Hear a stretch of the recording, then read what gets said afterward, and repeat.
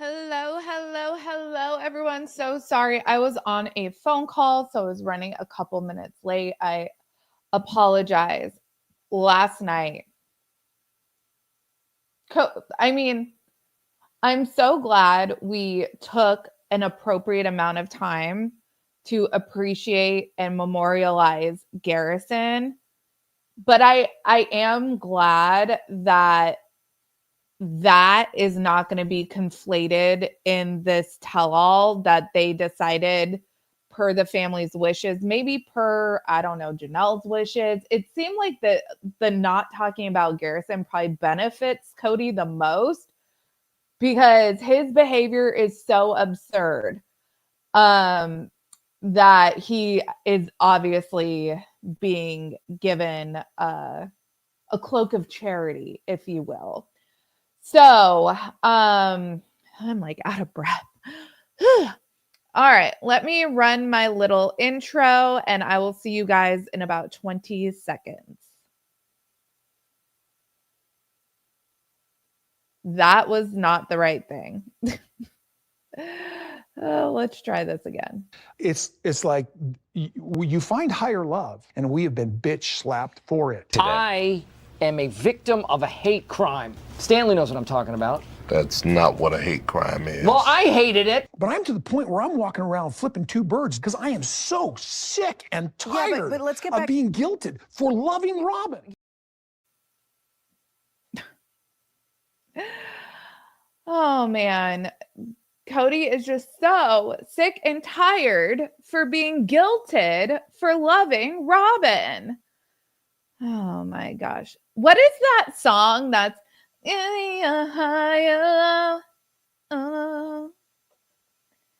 there's no way that that's going to get copyright claimed because probably no one's going to even know what I'm just saying. But anyways, Kody needs to sit and answer the questions. Isn't that what they pay him for?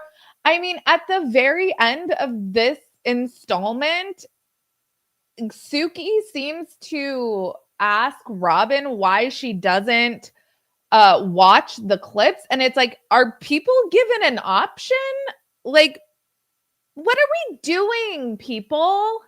But what I will say is that there is no more cloak of charity on the part of the OG3 towards Kody, at least. And it seems like at least in this first tell-all, this first part, they're really coming for Kody more so than Robin. Yes, higher love, Peter Gabriel. Thank you, Amy. Thank you.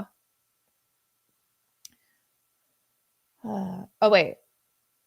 I am fed up watching Suki cower in fear of Kody. And why are the producers allowing him to disrespect their interviewer? You know, I thought he was in particularly bad form, Beatrice. And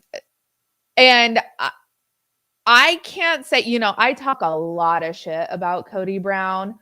But honestly, if I were like interviewing him and trying to be a somewhat of a professional, I don't know if I would react much differently than Suki. He is so unpredictable and aggressive and manic, and he reaches over and touches you and crosses those boundaries that I don't know. I think I would keep it really like demure if I was Suki, which is I think what she's doing, like, like he's talking about bitch slapping. I don't want to catch hands, you know? So I think it's sung by Steve Winwood. Okay. Yeah. So he's scary. He is, and that's not being hyperbolic, right? Like he is genuinely unpredictable. You don't know what he's gonna say. He rewrites history. He has experienced a lot of rejection, which is often a catalyst for erratic behavior. like I've watched enough Datelines. The groundwork is laid for Kody to do something truly awful. I hope he doesn't, obviously. I'm not like Nostradamus over here trying to predict something, but it's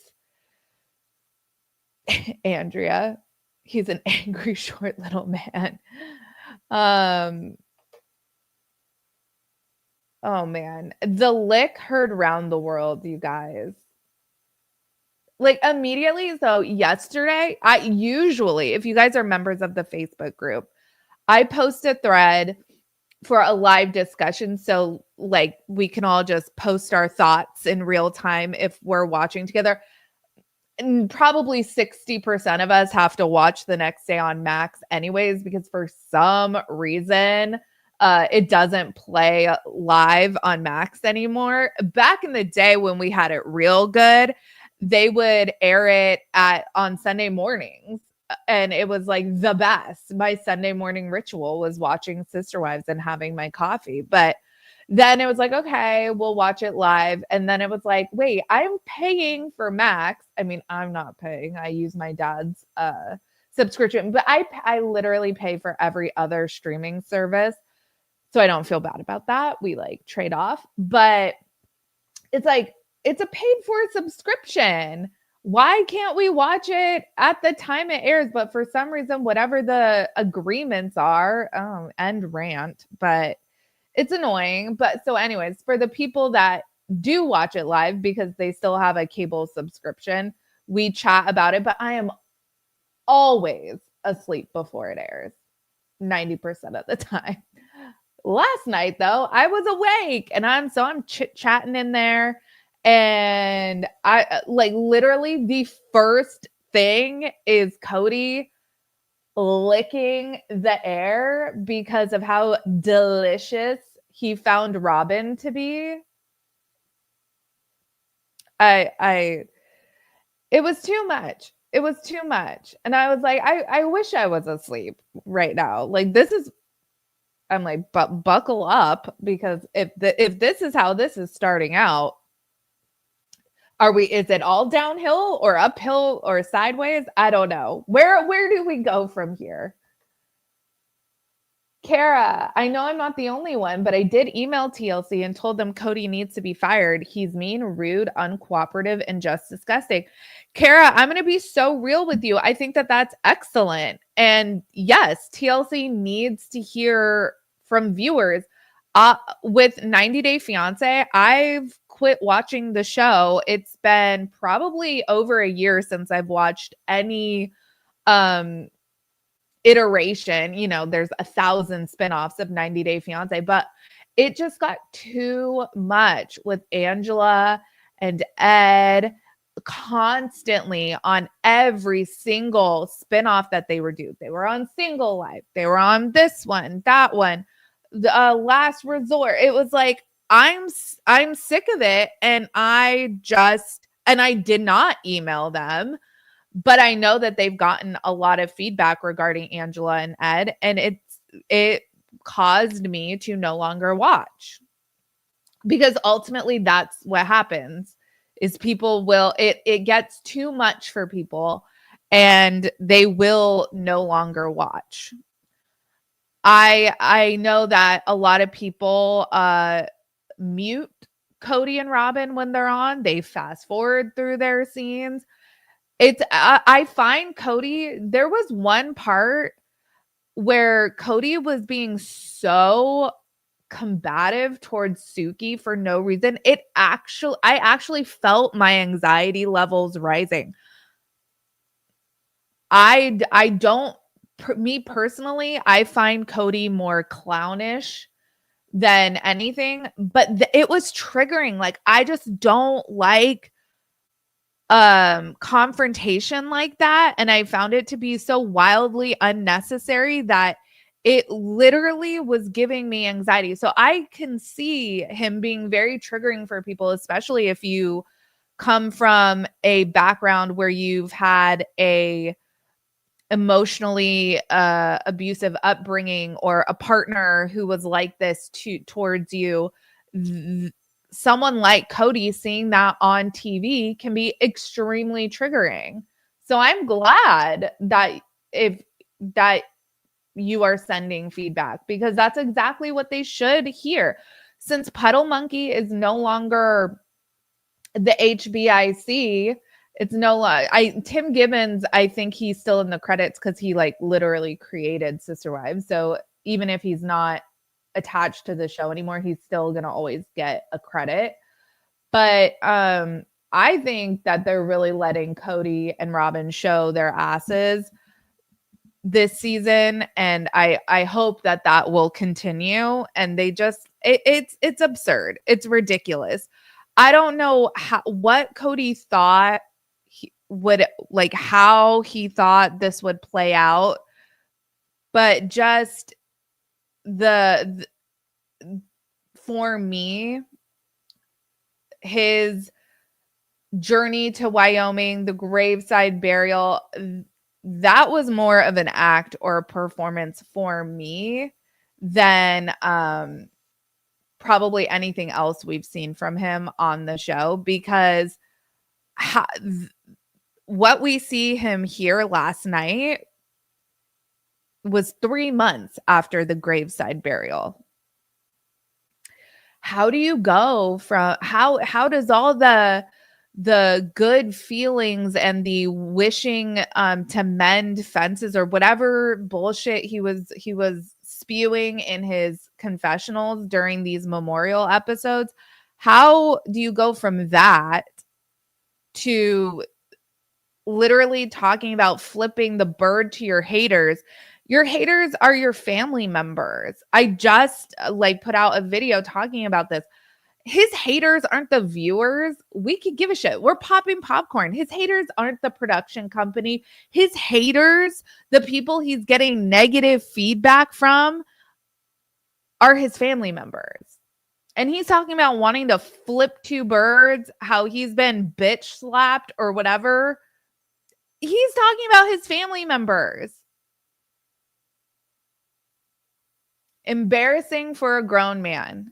Could not have said it better myself. Kody has multiple personalities. And I think we saw them all come out in this tell-all.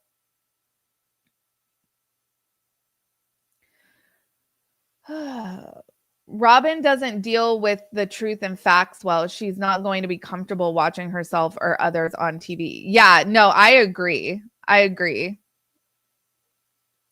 Definitely agree. She seems to be very purposeful in her ignoring. I mean, if she's not watching the show clips because she finds it disturbing, what are we doing? What are we doing here? So let me bring up my notes for the episode. I did want to because a lot of my notes are referencing just how close in time the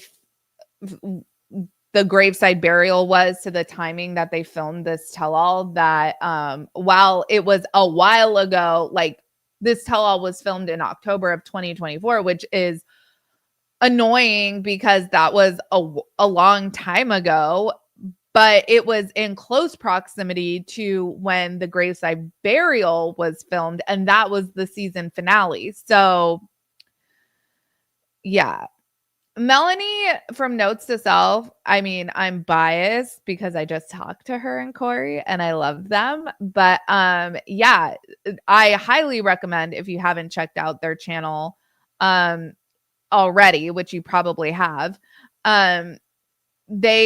she's the daughter of the current AUB prophet. Her and Corey both grew up in the AUB.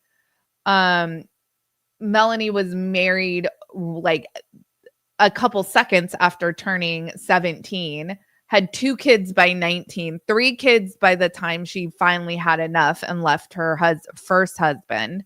So she has a lot of really insightful context to add to all of this. And I really appreciate her and Corey for sharing, because they go through a lot of they go through a lot of these triggering moments to share this insight with us, and I am very appreciative for that.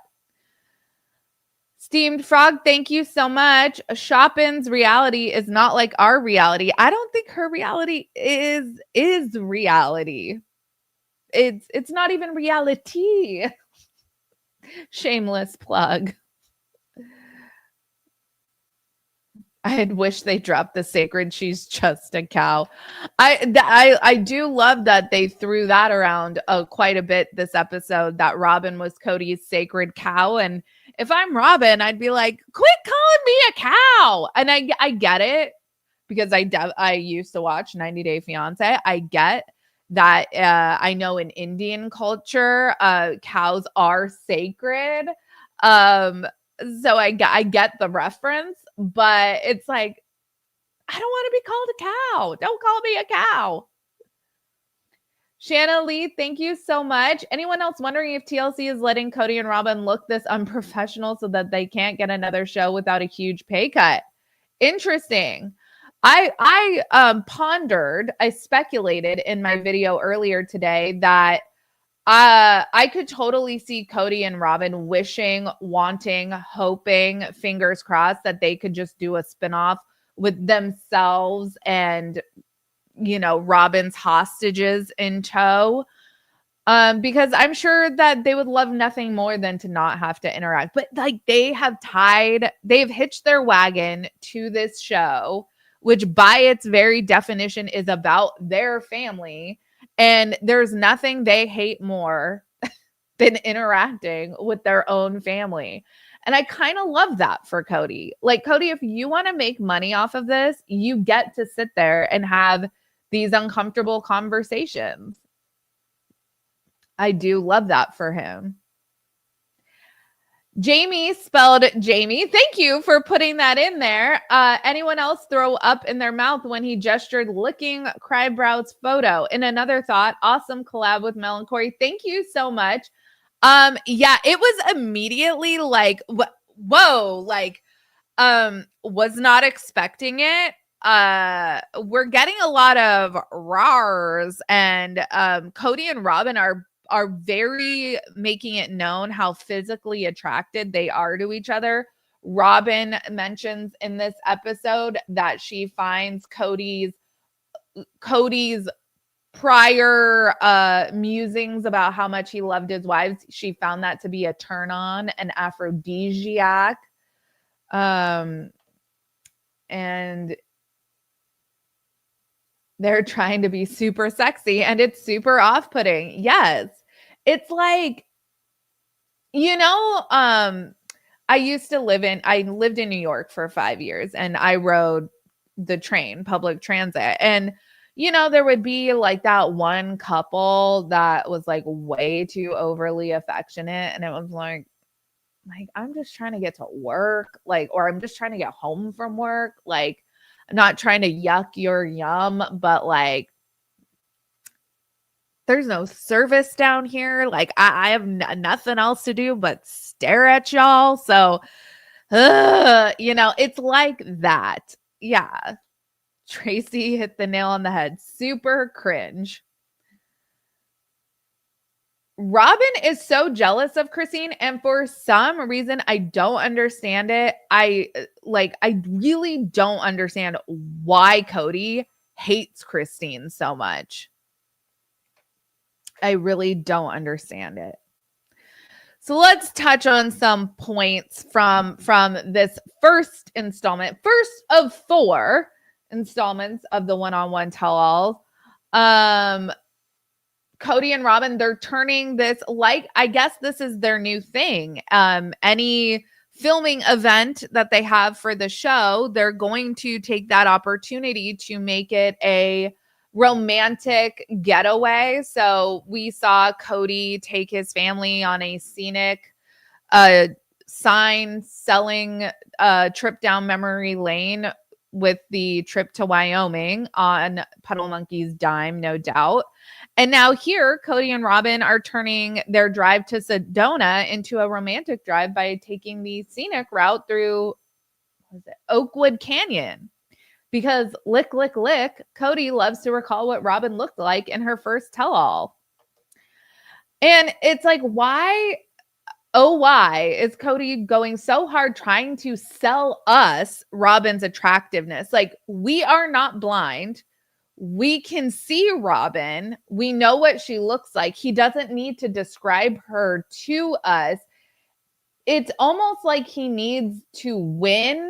So he can't win unless we all think that who he's stuck with is the prize, right? It's not that he got stuck, like this is the only wife who's willing to put up with him anymore. No, no, no. He has the one wife everyone wants.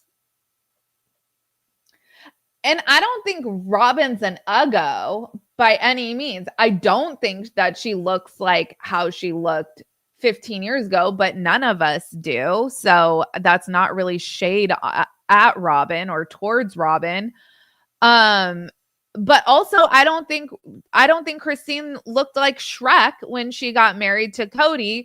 And I don't understand why Kody is so repulsed by Christine and is still so trying so hard to sell us on Robin's just not even attractiveness, but just her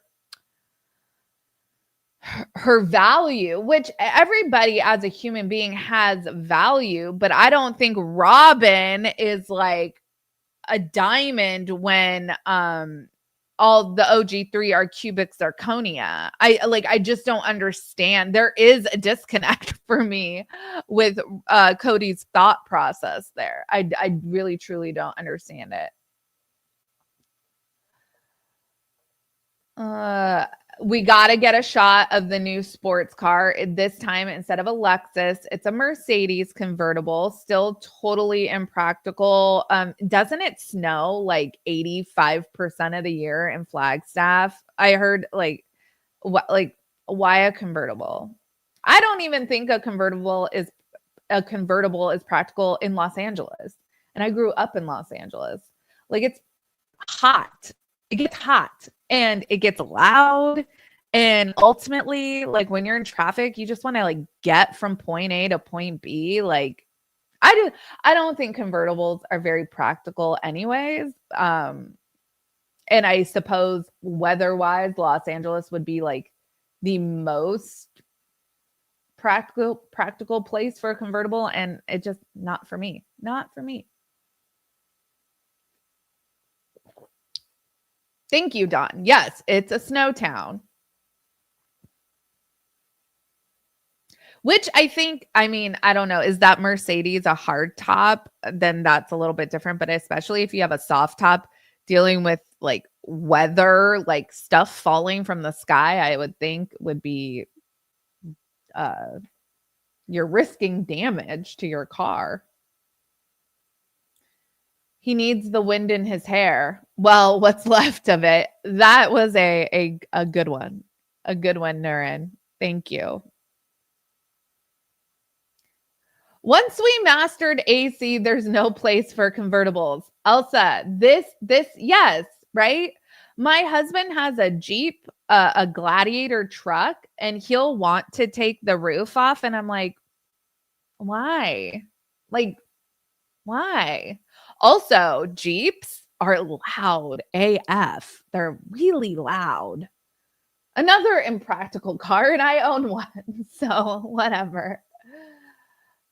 Steamed Frog, thank you so much. The serf isn't surprised when the king says no. The king is shocked when the serf walks off. He doesn't want to admit that Christine isn't his toy. Good point. Very good point. Johan V. Bronx, thank you so much. Just saw the episode a couple hours ago. Opinions on Robin's face while watching the Sacred Cow clip. Also from LA, born and raised. Hello, hello. I'm 818 for life. I'll never change my phone number. Not willingly, anyways. Small man syndrome. I like that. When you went to NAU, it was snowing the day you moved out in May. So the only place I lived where it snowed was New York. And I remember one year it was like February and it snowed. And I was like, I can't take this anymore. I could not deal. I could not deal. My parents just did a road trip of the national parks, or at least some of the national parks. And yeah, it's May. They just got back, and some of the places they were at, it was snowing. And I was like, I know not of this life. I know not of this life. Oh. So, what did I just do? I just hit away from my comments. I'm so sorry about that. I doubt you guys even noticed a difference. So many verbal tirades from Kody. So much hazard pay is earned by Suki. I feel like, I don't know. I would be surprised. You guys let me know what you think. I would be surprised if Suki comes back for next year's tell-all, only because Kody seemed pissed. He seemed to take a lot of things personally. Seemed to take a lot of things out on Suki. And so either if I was Suki, I'd be like, there's not enough money in the world. Well, there is enough money in the world, but like I would need a pay bump to come back. And if I'm Kody, I would probably try to oust her because she's getting a little too comfortable with those hard questions. And I'd probably try to get like some newbie journalists that might, you know, be too scared to ask me real questions.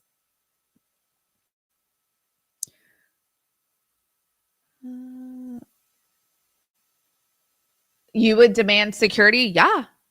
I don't think that is too much of a ridiculous request.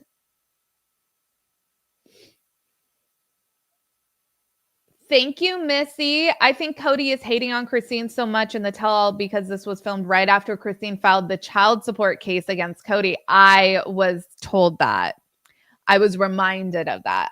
You guys know I love a timeline. I love to put things in perspective.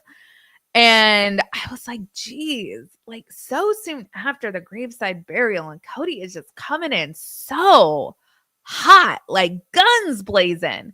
And I forget who commented, but someone was like, oh, this was like, I don't know, a couple weeks after Christine served him. So yeah, he's pissed. And I was like, good point. Good point. There can't be many seasons left. He might get a newbie who decides to make their mark, making his life hell. That's a good point, Steamed Frog.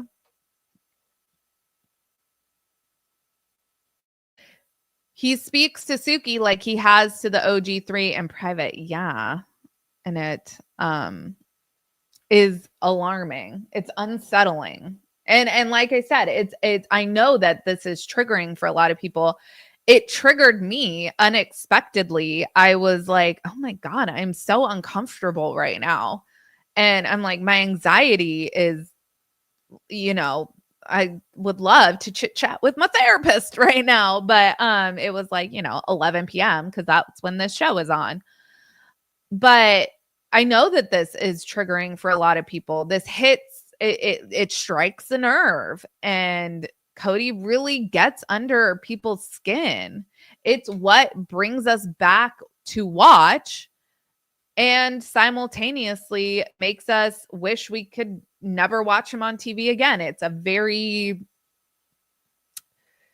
very delicate balance. Sarah, did you know that Corey knew Alice Robin's mom? I don't think I knew that. I didn't Kody and Mary honeymoon at someone's family's house or compound or something. Like, I know that Melanie does occasionally talk to, I think, at least Mary from time to time. So like they really know what they're talking about. And they don't purport to know more than they than they do, right? They're not like, oh, I know for sure Kody and Robin did this or that or whatever. Because I don't think that they know Kody and Robin. And so they don't try to speak on things that they don't know about, but they do speak on like the culture and like things that they're picking up. Like they are saying that they're picking up groundwork that Robin is laying for skedaddling one day. And I feel like I've picked up on some of that stuff, but also I'm not from the AUB and I don't really know like what someone's mindset would be like that. But when I heard that they think that way too, I was like, okay.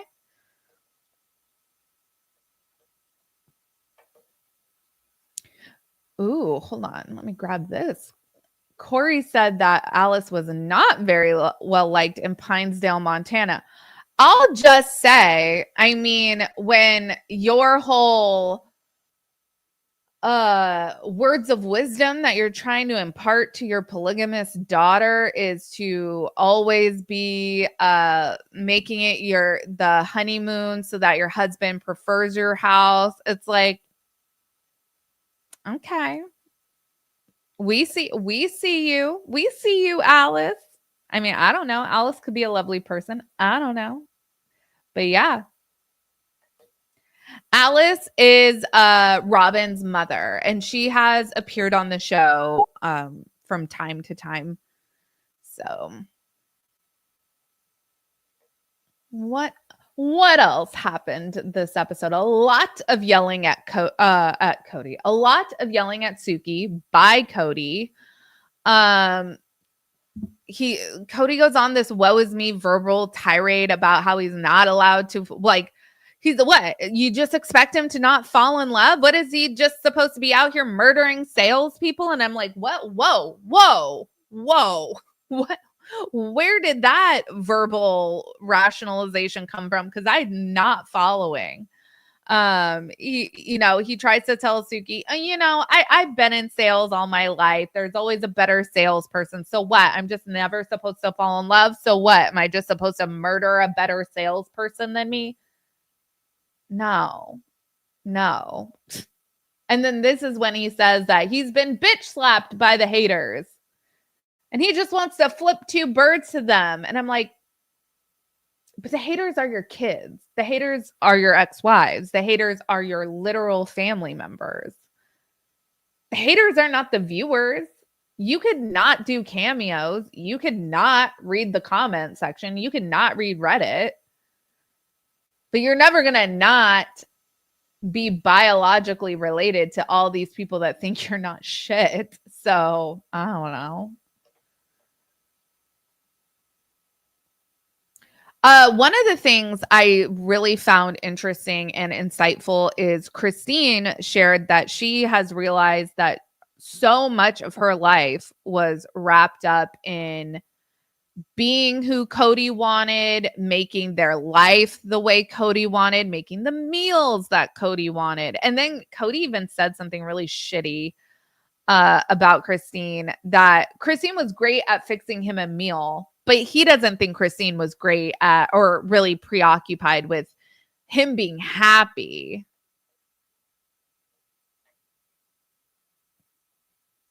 I was like, wow, Kody. Wow.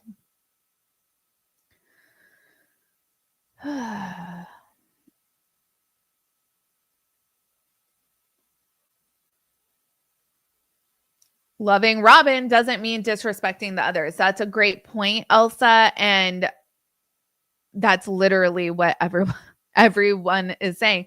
His kids don't even begrudge him his life with Robin. They don't want to necessarily have a relationship with Robin. But if you guys have parents or maybe an ex that married someone that you didn't necessarily jive with all that well, but like you make it work for the sake of the family, or you find a way to be cordial with a step parent you don't super love so much because like you have a relationship with your parent, it's possible. It happens all the time. And parents don't write off their kids. I know that sometimes that happens, and that's really unfortunate and shitty. And it's shitty in this situation too.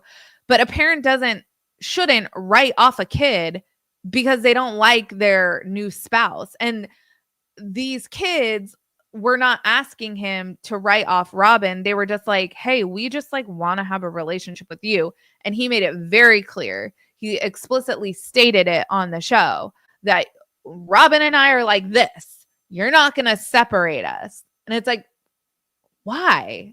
Like, first of all, no one's asking you to. But if we want to go out to lunch with our dad, why can't we do that? And then I found it very concerning that Robin was sitting there on the show worrying about death changing a person. And it's like, why are you worried about that?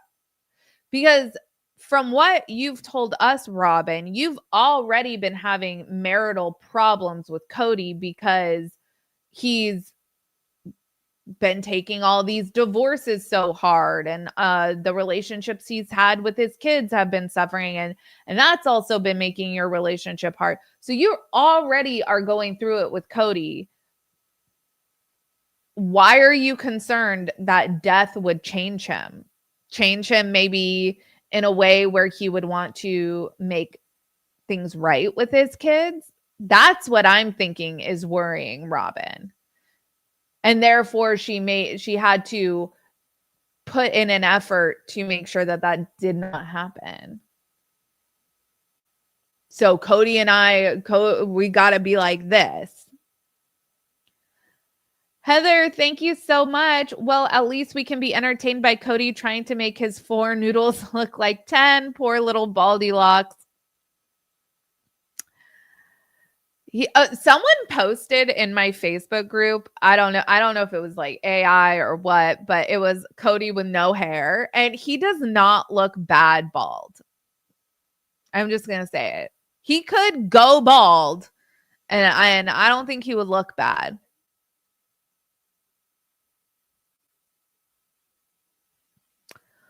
Let's see. What are some other top moments from this episode? Oh, so Christine is, and I think Christine has said this to us before on the show, that she really feels like Robin for years was at least planting the seed for the idea of the legal divorce, if she did not outright just demand that Mary do it. And that becomes like a topic of conversation.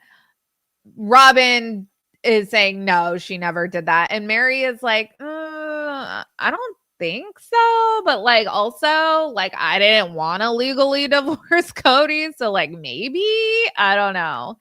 So we get left with this wondering, did Robin plant this seed? And Kody lets us know, though, that something did change. Someone did change after the legal divorce, and that was Mary. Mary changed. Kody stayed the same, like he said he was going to do. Kody said, I said nothing was going to change, and the only reason why something changed was because Mary changed. It's Mary's fault. Kody talks about how he bitches about how he's having to take accountability and nobody else is having to take accountability. And I'm like, is this opposite day? Because that's literally the opposite of what's happening here.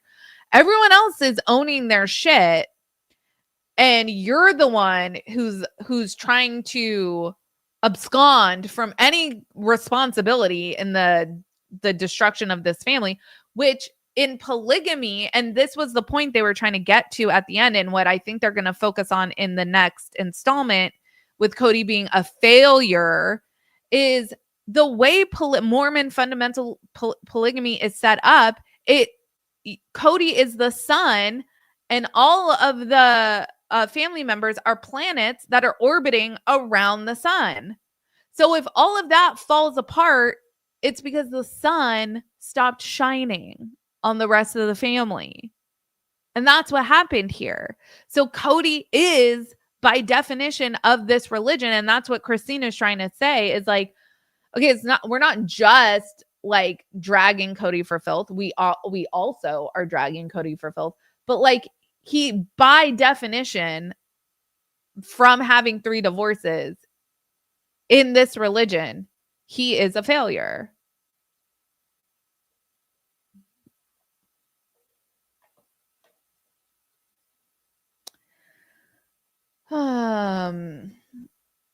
Oh, so, you know, the other thing Kody was saying is like, okay, yeah, I fell in love with Robin. We have this divine love and blah, blah, blah. We're Romeo and Juliet, blah, blah, blah.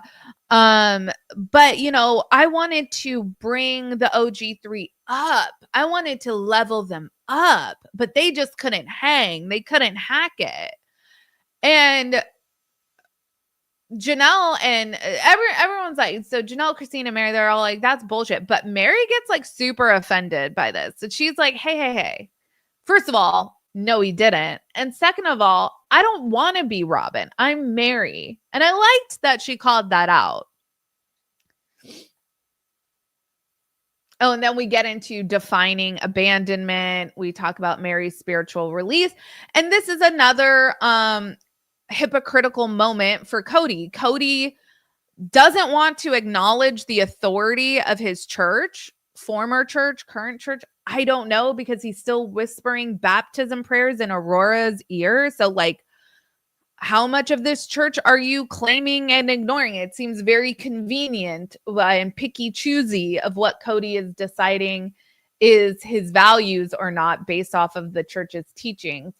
But he doesn't want to acknowledge the authority of the church in granting Mary this release. Okay. So then just don't acknowledge it. But then he gets all boo her at this notion of abandonment. And it's like, okay, well, if you're boo hurt, then you are acknowledging that they have this authority, or you are acknowledging that you give a shit what they think about you.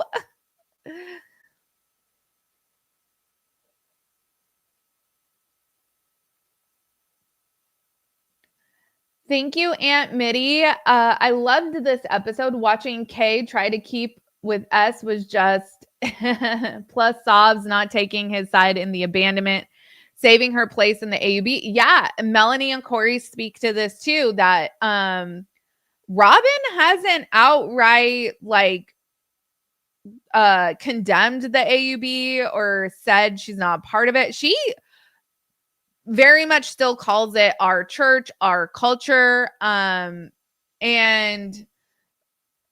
I think that she's very much trying to keep one foot in the door for a way back in. Should things, or maybe when things, go sideways with Kody. And the catalyst for shit really going sideways for Robin, I think, would be if Janelle does get a spiritual release, because right now, according to the AUB, you need at least 3 wives to attain the highest level of the celestial kingdom. Right now, Kody still has 3 spiritual ceilings. So Robin has all the benefits of polygamy without doing any of the actual work. This is the best case scenario for Robin right now.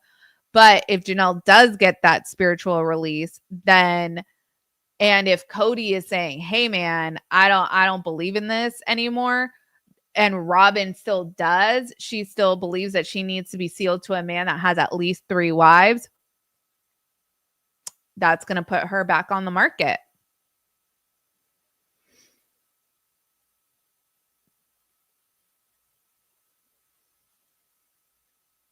Oh, one of the other things that I wanted to touch on was this comment that Kody made, that he and Janelle had a renaissance in Las Vegas. And I don't know why, probably because it was never shown on the show, but I always forget that Janelle left Kody for, what was it, like 5 years or something? Like a long time. Because she had enough of his bullshit. She had enough of his bullshit once. And then it seemed like, so Kody is saying that they reconnected and they fixed things and they had this renaissance in Las Vegas, but then everything went to shit again. I found that to be very interesting.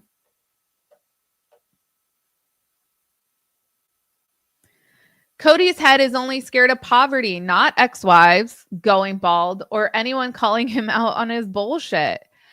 And this whole thing, I honestly, I was a little shook that he quoted this Batman quote, and I've heard he quoted it wrong, but we get the gist, right? I mean, I'm not a Batman super fan, but I have heard this quote before that you either die a hero or you live long enough to see yourself become the villain. Kody's saying that, it's like, is this what you're setting us up for in future seasons, that you're just going to be like balls to the walls an asshole? Because, you know, like that's in poor taste, in my opinion. Because in actuality, none of these people did anything to you.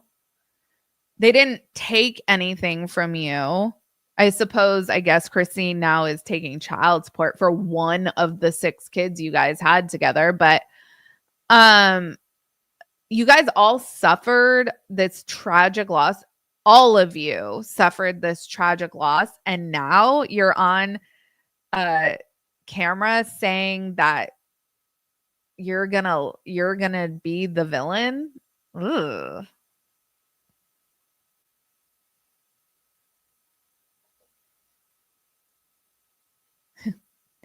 Kody, oh, where did it go? He has never been the hero. I don't know where the comment went, but someone wrote his movie was a pick about bank robbers. Yep. Gotta rob Peter to pay Paul. Kody, your life is not a DC comic book. Well said, Tracy.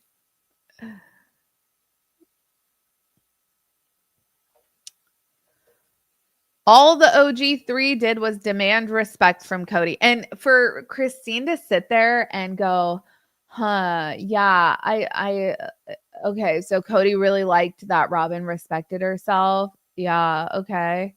Yeah, I don't think Kody ever respected me. Like, I hope he did, because like I did a lot for the family, but I don't know.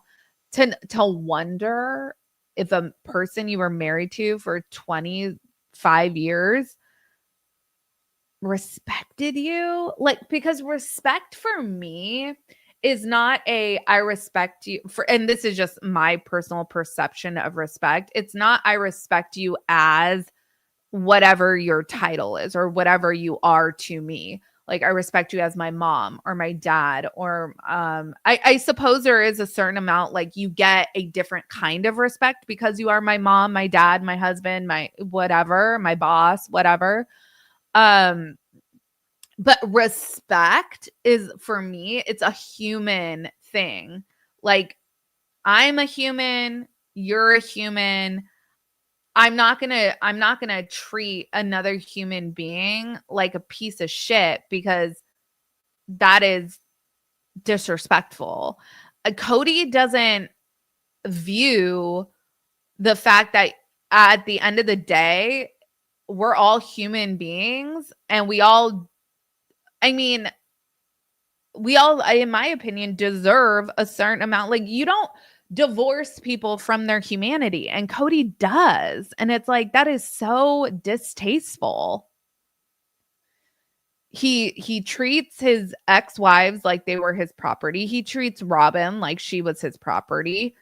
Robin is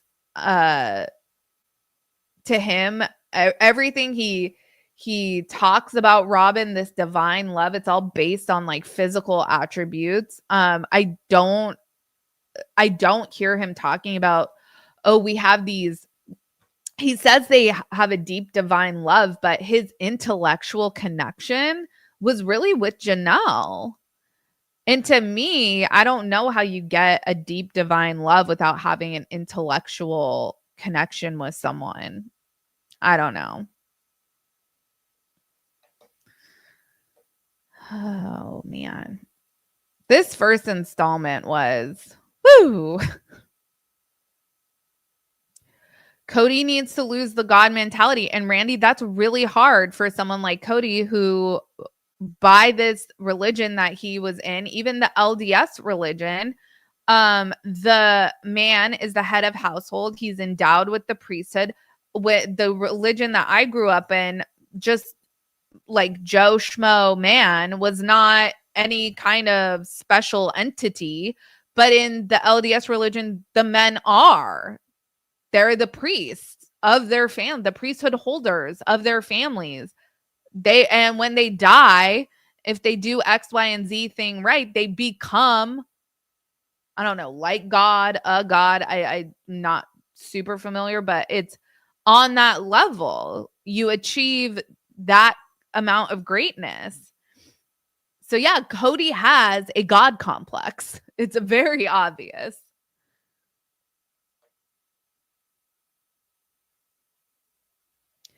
Kody comparing friend relationships to his own children's relationships, not the same. I agree, Tanya. That was like, ooh. But all these false equivalencies. He was like, you have different relationships with your kids. You have different kinds of relationships with your friends.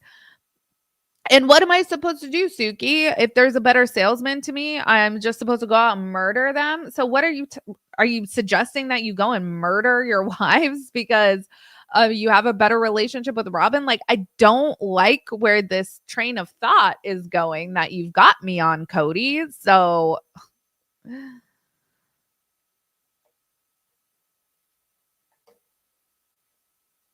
as a narcissist, Kody is looking for friendship relationships for whatever they can do for him. And that's it. Yeah, exactly.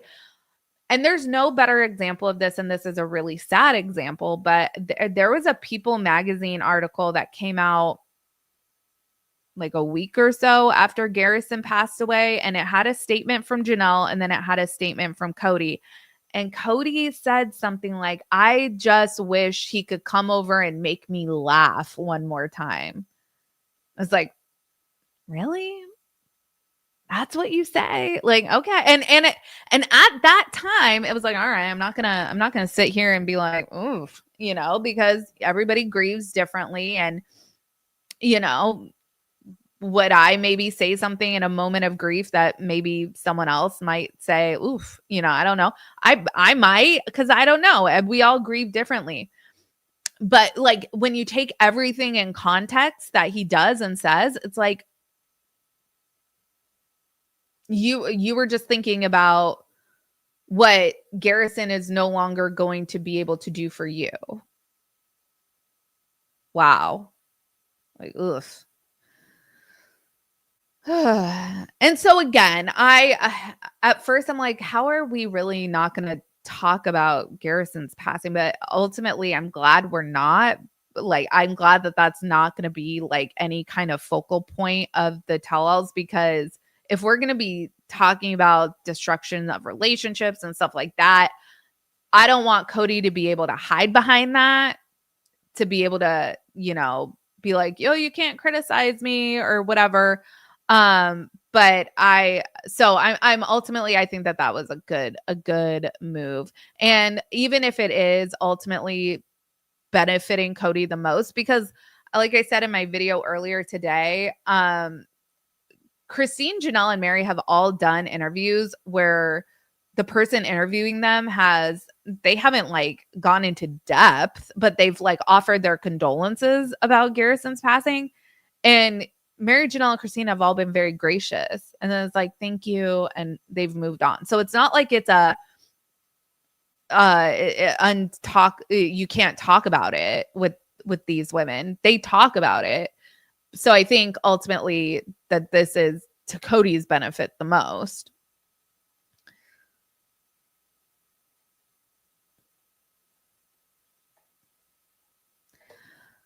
All right, you guys. So next installment, what it looks like is we're gonna start talking. I lost my train of thought. We're just gonna start. I think I already touched on this, but Robin saying that she doesn't watch any of the clips because they're too disturbing. I'm like, how is that? How is that allowed? Why is that allowed? But we will. I'm excited for the next installment. For me, it's really telling how just completely unhinged Kody is. Robin seems like she is on a sedative or something because she's just like, she's not even getting really worked up. She's not even really crying. She's just kind of like mono emotion. She's like, oh, I'm not going to comment on that because that's like their thing and I'm not going to get in on it. But when before in tell alls past, Robin has been like, they handed it to me. They rejected him. Kody loved their stretch marks. She was saying all kinds of wild shit in tell alls past. And now she's like, oh, clips are disturbing and I'm not going to comment. And it's like, why are you here? Why are you here? But anyways. All right, you guys, that's all for tonight. I will be back with a video probably on Wednesday. And check out our latest podcast episode. My husband and I, we just covered 1,000-Pound Sisters, and that was a good conversation. So check that out if you haven't yet. All right, I will see you guys in the next video. Bye.